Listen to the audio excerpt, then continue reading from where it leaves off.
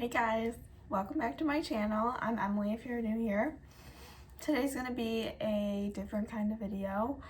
I'm coming at you all natural. Hair's not done, makeup's not done, I'm in my pajamas. I just wanted to make this video honestly because I thought it would help me. And I hope it helps someone else too. And I'm sorry if I get emotional during it, but it is what it is. So as I've mentioned before, I struggle with anxiety. A lot of people don't know what it is or don't understand what it is. And I pulled up on like Mayo Clinic what anxiety is. There are different types of anxiety, and I'll get to that too. But symptoms of anxiety are like feeling nervous, tense, feeling like there's something dangerous about to happen, there's something that's going to happen that is going to make you panic, your heart rate increases, you breathe rapidly, you can't control your breathing, sweating, trembling, weak or tired, trouble concentrating, trouble sleeping, and just constant worrying. I have been through many different types of anxiety and phobias. My anxiety started off in high school. I know I talked about that a little bit in the video. That stemmed from being so insecure and in my own head about everything that I just made myself feel like everyone was watching me and everyone was judging me. And thankfully that anxiety has passed and I'm over it, and that's not like my underlying cause of my anxiety anymore. So I went to therapy and I started medication my sophomore year of high school, and I also stopped going to school for about 3 months, and that was a really hard time. I couldn't leave my house. I couldn't do anything, and that leads into one of my phobias, which is agoraphobia, which is the fear of leaving your house or a fear of going to places, or going into situations that might cause you panic or cause you to have a panic attack. And my safe place was my house, so that's where I stayed. Unless I had to go to the doctor or I had to go see my tutor because I was out of school, so I had a tutor. So about, I want to say 2 years later, my anxiety was really under control and really truly handled. I had a really good handle on it. I had a really good therapist. She really helped me, and she was a gift from God. My medication was doing a really good job. I had tricks under my sleeve, like if I felt anxious or if I felt like something like my breathing coming up or anything like that, I knew how to handle it. I wasn't scared of my own brain anymore or of my own body anymore. So I was able to do things that I wasn't able to do before. So I started off super slowly. I started going to the store. If I felt anxious, my mom was really good about it. We would just get back in the car and we would go home. Or she would say, okay, just 2 minutes, just try 2 minutes and see how it goes, see if your anxiety goes away. And my mom has been one of the most encouraging people in my life, and I'm gonna get upset. But she's the only one that really understands it and can really bring me down from like a panic attack. So about my, my high school experience after senior year, I was fine. I had it managed. I was hanging out with friends. I was going places. Things were good. College went good. Freshman year, sophomore year, junior year. I think it was senior year of college that it all went downhill again. What triggered it was I was working at a daycare at the time. and everyone was sick. It was flu season, like stomach flu season. I'm terrified of getting the stomach flu. I'm terrified of being sick. That's called emetophobia, the fear of throwing up. So I have that. I remember the date exactly. It was September 26th, and I did not feel good. My stomach hurt, and I knew it felt different. And I'm the type of person, I hadn't thrown up since I was like 5 years old, so I didn't even remember what the experience was like. So it was just something in my head that I really worked up to be something really terrifying and something that I didn't want to experience. So September 26th, I got sick, I threw up, and I walked out of the bathroom. I said, "Mom, I just threw up." And my mom and my sister were like, "What? Like, you never throw up." And that whole night, I just was throwing up. And ever since then, I've been terrified of throwing up again. So then again, I remember the exact date. It was the same year, December 3rd. I didn't feel good. I went to bed knowing like I felt a little off, and then I woke up in the middle of the night. Of course, it's always in the middle of the night. I woke up in the middle of the night, ran to the bathroom, threw up. Only threw up the one time, and then it was done. I don't know if I only needed to throw up that one time and then I would feel better, but that was all it was. But at that point, that was it. I was done. My anxiety was at an all-time high. I thought that if I ate any kind of food, I would get sick again. I had to quit my job at the daycare because I associated getting sick with the daycare because everyone was sick at that daycare, and I definitely picked up the bug from the daycare. And so it was around Christmas time, December 3rd, that I got sick, and that was the month I referred to in one of my other videos where I lost 30 pounds in 1 month. I didn't eat anything. Just sitting down to eat even a piece of bread or just the simplest of things, I would literally gag. Like I couldn't get it down, and it was so upsetting to me, and I would sit there and I'm like, how many times in your life have you eaten food and have you not gotten sick? Like your whole life, like you're blowing this out of proportion. So only foods I ate were those mini saltine crackers and Sprite. That was all I ate because those were my safe foods that I thought I could not get sick off of. So then my agoraphobia came back. I couldn't go anywhere. I couldn't do anything. That was the time where I was supposed to start my student teaching. I had to miss a week of my student teaching because I was getting used to my medication. I had to get new medication. I don't know if you know this, but if you're on a medication for a long period of time, your body can get used to it and it can stop working. So I was getting used to new medications, and I was also retraining my brain on how to get through a panic attack. So I had to take a week off of student teaching. And that in itself was heartbreaking to me because I was so excited to get my career going, and I've been looking forward to student teaching. And yeah, but I started going to student teaching. Thank God I was in a kindergarten placement with a teacher I had done field placements before with. She was amazing, and I felt comfortable with her, so I was able to tell her what was going on. And she told me, "Emily, if there's any time that you need to leave the classroom, go ahead and leave. Like, go ahead and leave. I'm not going to ask any questions. You just take care of yourself." And she has such a big impact on me as just as a person and as a teacher. She's an amazing teacher. I'm getting me upset. But she's just how, like, you should treat people.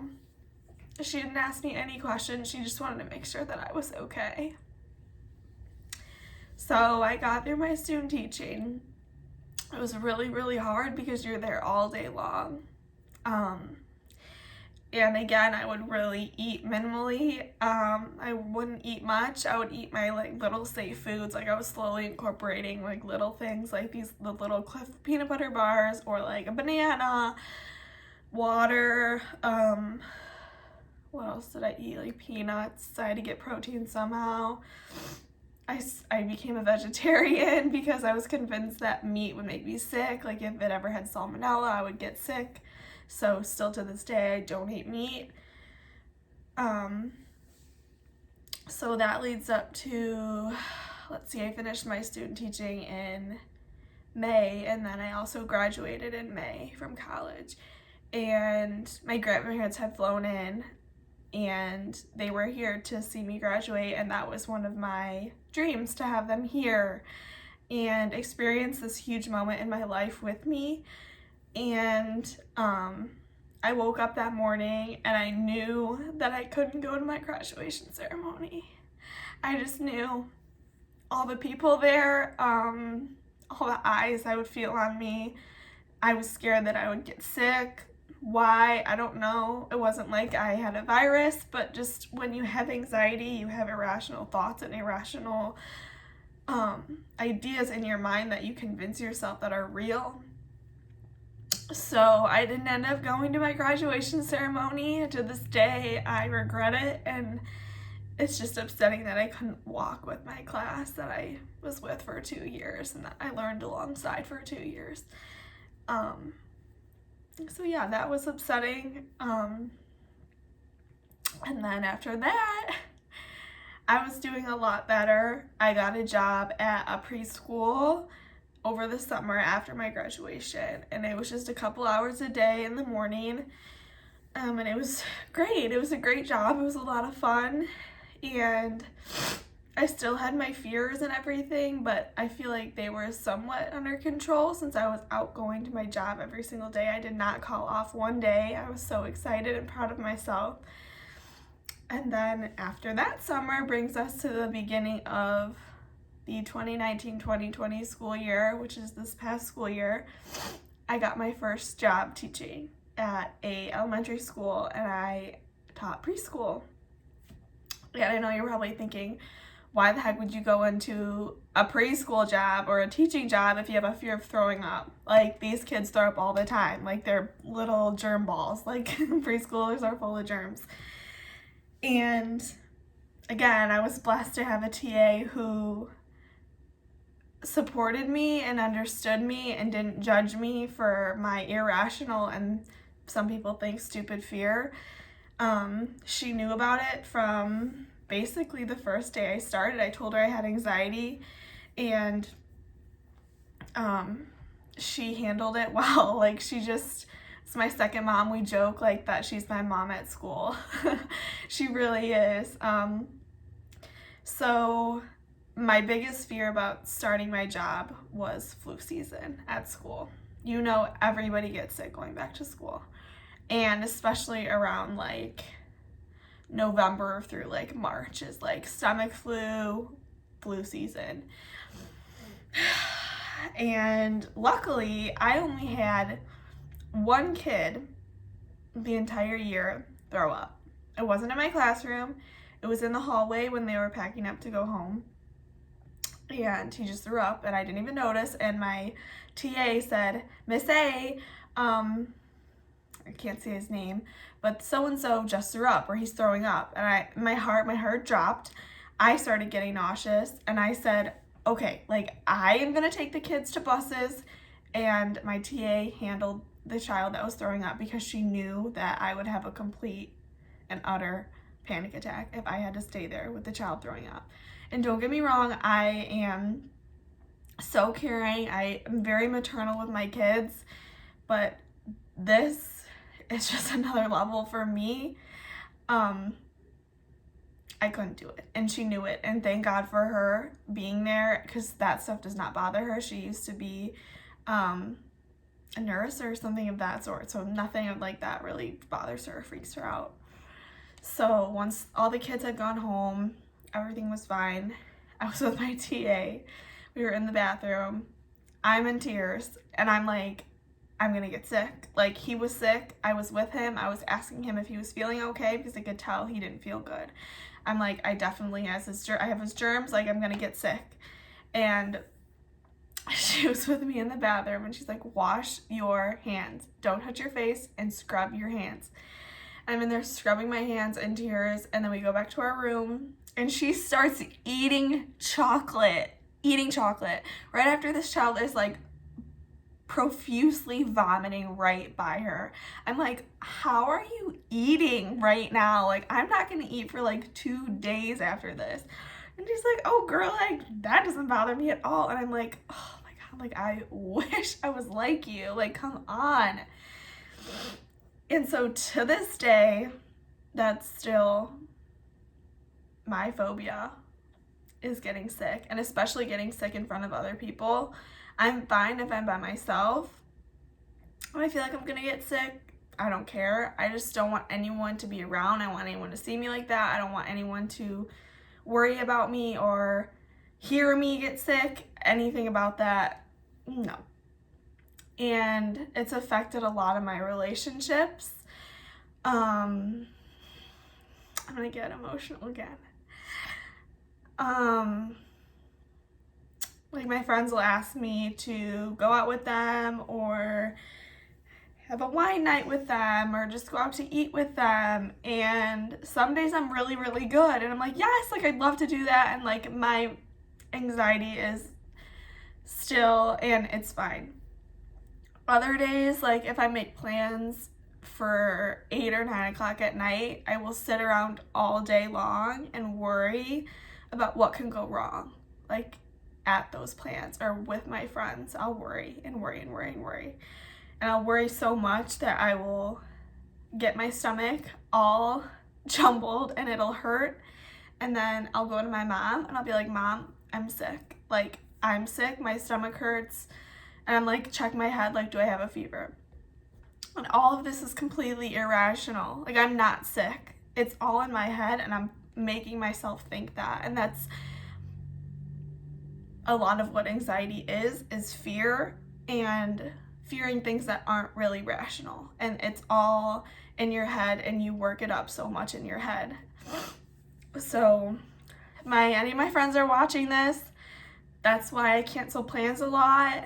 That's why I don't go out a lot. I've never been the type of person that goes out or anything, but that is just kind of who I am. I don't drink really, and it's just upsetting to me because I love to go out. I love to, like, hang out with new people, but I'm always worried about what could happen or what I could look like around different people. And I don't want to scare anybody. I don't want to look like I'm crazy if I have to, like, get up and walk away and, like, breathe because I'm panicking. Yeah, so I think that, well, it doesn't cover it. It makes me upset when I think about all the things that I've missed out on because of my anxiety. I've missed out on family trips. I've missed out on seeing my family members. I've missed out on meeting new family members. I've missed out on holidays. I've missed out on just spending time with my friends and just experiences with my friends. I've missed out on school functions at my new job where I wanted to be involved and I just couldn't. I've missed out on a lot. And I think that's one of the hardest things in itself, is missing out on things and feeling left out and not wanting to feel left out. I don't want to cry. But yeah. So it's something I deal with every single day. Some days are better than others. Like yesterday, I was able to get out of bed. I took my dog for a walk. I did my workout. I went to Target. Everyone loves Target. I put some makeup on, and then I hung out with one of my friends here at my house, and it was fine. It was great. We had a good time. But today has been the complete opposite. I woke up and I knew it wasn't going to be a good day. I have been in my bed since I woke up this morning. I haven't changed. Like, I'm in my pajamas right now. I have not changed. I slept for like 3 hours. I've only gotten out of my house to walk my dog or let her go to the bathroom, and she looks so cute. She's sleeping right over here. I had to water plants, got me out of the house, had to get the mail. So those are my wins for today. And yeah, I just hope someone can relate to this video. There's just no words to describe the feeling of anxiety, like pure anxiety and panic. And I know depression and anxiety go hand in hand, and I have both. And it's been a long, long road for me, and it's still a long road. And I'm just disappointed in myself because I was finally at a point in my life where I felt like anxiety had no longer taken over me, and I'd finally conquered it, but then it came back and I had to start over. But I'm learning that anxiety is never going to be cured. I'm never going to be conquered it. I'm never going to conquer it. It's always going to be a part of my life. It's just a matter of eating healthy, getting exercise, continuing to go to therapy, taking my medication, working on all the tips and tricks that I've learned in therapy. And I think that's another hard part, is accepting that this is going to be a part of my life for as long as I live. And I hope I find like good people in my life that understand and don't judge me for it. I know it's difficult to handle and difficult to understand, but that's just who I am as a person. That's what God blessed me with. That's how it is. So I think that's all I have for you guys today. I'm sorry, it probably isn't going to be interesting to people who can't relate or have no idea who I am, but just know that I'm here for you guys. I know what you're going through. I've had days where I can't leave the house, where I can't stop crying for no reason at all. I've had days where I can't eat. I've had days where I completely overeat.